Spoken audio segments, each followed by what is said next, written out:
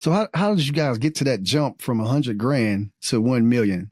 A deal got brokered somewhere. A big deal got signed. You know, something happened. Yeah. Can you tell us about that? Yeah, man, honestly, so going from 20 to 40,000 was a leap of faith. It was like most people were like, even going from 10 to 20, it was like, what are you doing? It's a leap of faith. Then from 20 to 40 was a leap of faith. From 40 to 100 was like, what the hell are we gonna do here? There's no way we're gonna pull this off.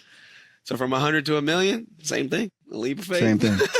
Like it's pretty much it, bro. Like, yeah, we have a lot of attention. We have a lot of we're doing a fundraising round. We have a lot of that, and we're starting. The good news is, like, we're starting to bring in a lot of revenue as well. We've been bringing in a lot of revenue as well from developers, and so that's kind of been the approach that we've taken. Where, you know, if you want your game to be on this wheel, then you pay us, right? And so that then becomes the prize money. So you pay us, we pay the players.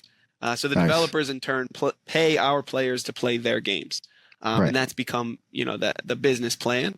And so, you know, luckily we haven't needed to broker a deal, though, you know, we are in a lot of talks to broker deals, but we haven't needed to. So we've been able to kind of keep it pure, if you will. And so so that's kind of how that worked. Leap of faith that turned out the way that, you know, everything else did. If, you know, I follow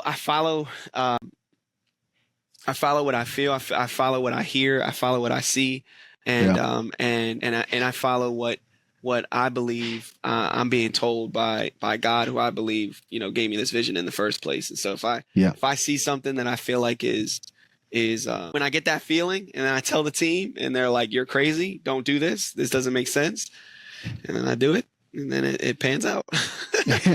Now we're at $1 million. Prize or for season 9. So, you know, that 1 million. So growing that type of purse, as far as like the prize. So is it broken down to like third place, first place? Does everybody do all participants get some type of you know, monetization from it, or a piece of that purse, or is it just winner takes all? Yeah, no, this season, so we've created something different again, changing the game again. But what we are doing is the prize pool is actually more like a salary cap for the teams. And so what we do is we divvy it out to the teams, and then the teams pay their players based on certain tiers that we have set up.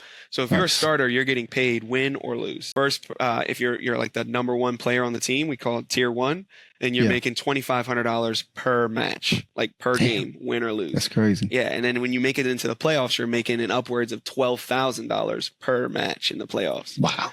So you're making 100 grand a year as a tier 1 player.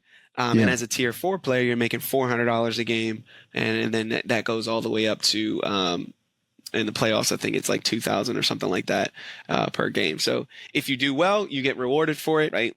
And the reason we did that is because most players were on like a 2 or 3 year contract, but their contracts were based on winnings, whereas now it's becoming salary based. And so we wanted the players that should be demanding a higher salary to be able to go to the teams that they can demand a higher salary from. Because if you have a tier 1 space available, then you can pay $2,500 a game.